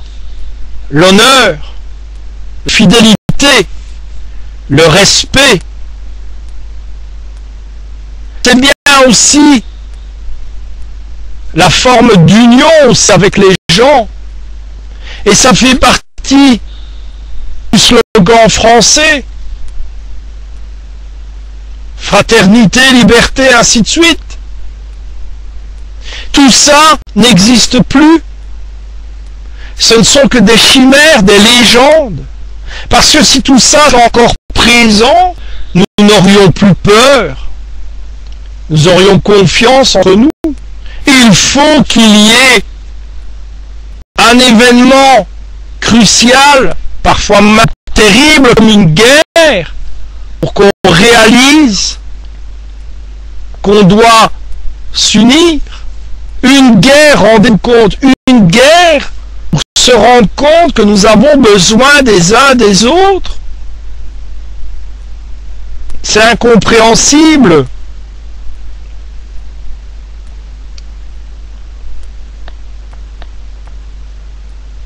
Il faut d'abord, comme je dis, trouver son propre soi.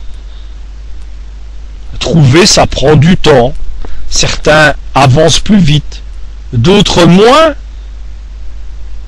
C'est une question de temps, de patience. Mais je préfère prendre du temps et de la patience qu'aller trop vite et qu'au bout de ma vie, j'ai brûlé cette vie. J'ai fait autant d'erreurs que j'aurais pu éviter. C'est encore une forme d'examen de conscience. Et éviter certaines choses, c'est pour soi et pour les autres.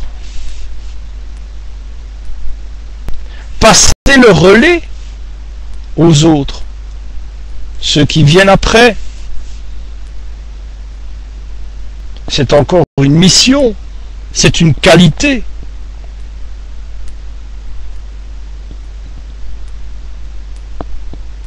Il faut d'abord et surtout se connaître. Celui qui se connaît a confiance en lui. Cette confiance en soi, eh bien, on la retrouve dans la société tous les jours. Vous allez chez un patron, il va sortir, voilà, la personne qui vient se présenter pour un travail a confiance en lui.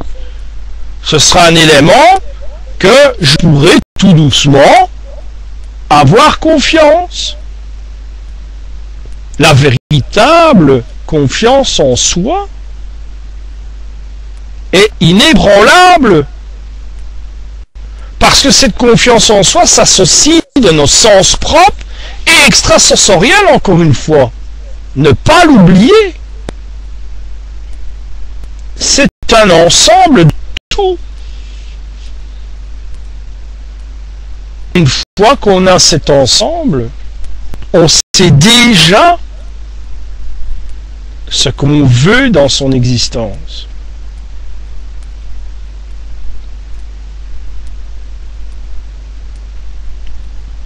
Le temps de la créativité, de la paix, je répondrai à Mystique ça, si je peux me permettre. La créativité, elle va être exponentielle. Hélas, la paix est très loin devant nous, très très loin.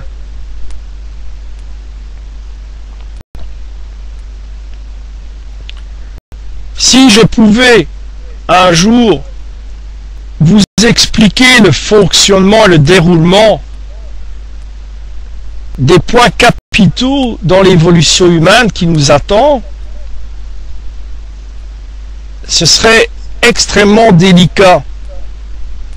L'intégration, comme je vous ai dit, reprend en discutant avec quelqu'un l'entièreté des émotions de l'individu sur le moment, mais ce qu'il a déjà eu avant dans le passé. C'est une accumulation d'énergie, de pensée, d'émotions en un seul trait. Pour le temps, c'est la même chose. Alors, on ne peut pas emmagasiner une trajectoire temporelle directement, il faut trouver des balises, des points particuliers. Comme le chemin de la vie, de dire voilà, je m'oriente maintenant sur un domaine professionnel. Avec ce domaine professionnel, je vais m'orienter sur un tel type de clientèle. Ce type de clientèle vont me projeter sur une autre voie, et ainsi de suite. Une trajectoire directe, pas contrôlable, elle doit avoir des points de relais. C'est obligatoire. Ces points de relais existent ailleurs. Où sont-ils? Ces points de relais chaque fois dans l'évolution? Eh bien, elles sont aussi dans la réincarnation. Les points de relais sont des vies successives où des informations capitales interagissent chaque fois sur l'individu qui reprend son cycle. Et l'humain l'a compris, il va le comprendre et pourra inverser le processus de manière à créer des personnes qui changeront le temps et l'histoire avec une accumulation de plusieurs points. Et quand tous ces points vont se fusionner, il agira pour changer l'histoire. C'est une forme de voyage dans le temps. Et maintenant, on le sait, il y a des études actuelles, allez sur Internet, parce que je le sais, j'ai été vérifié parce que j'avais besoin d'avoir vérification pour à quel moment cette étude se faisait. Elle se fait maintenant. On découvre maintenant que les personnes ont des brides mémorielles de leurs parents, de leurs arrière-parents. C'est prouvé scientifiquement. Mais bien au-dessus de ces recherches, l'homme va pouvoir inverser le processus. Il va pouvoir agir dans le temps, presque comme un inconnu. Et ce que je vous dis, je le prouverai. Mais ceci, comme dirait Lancelot, est une autre histoire. L'astrologie aussi interagit dans le temps. Quelqu'un qui suit le cours des événements à travers les astres peut trouver chaque balise nécessaire, et Catherine le sait, elle sera là pour vous en parler lors du 27 avril. À travers les astres, il y a aussi des formes de balises qui vous donnent la liste nécessaire pour pouvoir entreprendre une projection temporelle, c'est-à-dire une prédiction, soit à un niveau horoscope, ou simplement la détermination de votre caractère évolutif. N'est-ce pas, Catherine? Si je prends un petit peu ce type de comment dirais-je, de définition, on va dire. Oui, c'est ça, quoi. En fait, c'est souvent les objections. ont des mêmes aspects astrologiques, selon le niveau d'évolution, vont avoir des répercussions complètement différentes selon le fait qu'on soit ouvert et qu'on comprenne à quoi ça sert. Particulièrement les planètes lourdes comme Uranus et Neptune et Pluton, quand on n'est pas du tout conscient, elles vont toujours se manifester par des événements douloureux, désagréables. Et plus on est conscient, plus elles deviennent des éléments d'ouverture, parce que comme on comprend, on n'est plus obligé de passer par des événements désagréables, on comprend que ça sert pour se transformer, par exemple. Et alors, on n'a pas besoin de choses catastrophiques quand on doit se transformer, on a compris tout de suite, donc on va dans la transformation. C'est un peu, je reprends toujours l'exemple de la planche à voile, au début, avec un vent très fort, on tombe, et puis une fois que on devient très bon, ben on veut du vent très fort, parce qu'on va beaucoup plus vite. Ben c'est la même chose avec les planètes. Il faut apprendre à les utiliser, mais pour apprendre à les utiliser, il faut déjà savoir ce qu'elles disent. Voilà. Il faut comprendre que mon domaine n'est pas l'astrologie, bien sûr, mais ce que je suis et que je peux certifier, c'est que l'astrologie, la lecture des astres, est bien sûr très ancienne, elle est véritablement une façon de s'orienter, un peu comme cette image qu'on connaît tous, une personne dans un bateau qui se dirige par les étoiles. C'est un moyen de navigation temporelle propre. Je veux dire par là que la lecture des astres non seulement lit à l'instant présent les événements d'un individu, donc ça veut dire qu'il est bien connecté avec le cosmos, il est aussi en lecture avec le monde, il donne une forme de preuve. Bien sûr, la lecture des astres est interprétée en fonction de la manière dont l'astrologue va parler. Certains seront dans un aspect plus technique, d'autres plus ouverts à des paroles qui parlent plus, un peu encore une fois comme les expériences de mort imminente, où on essaye d'expliquer son aventure, son expérience avec des mots que les gens vont comprendre, et que parfois ces mots ne sont même pas encore aussi riches pour expliquer l'expérience. L'astrologie, la lecture des cartes cosmiques, astrales, ont encore beaucoup de choses à dire. Il faut déjà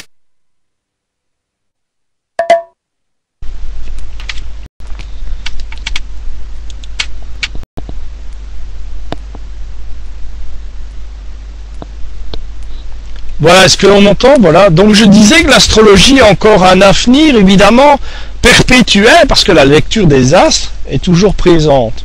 C'est un système, en fait, de navigation qui nous est toujours susceptible d'être encore lu, encore analysé.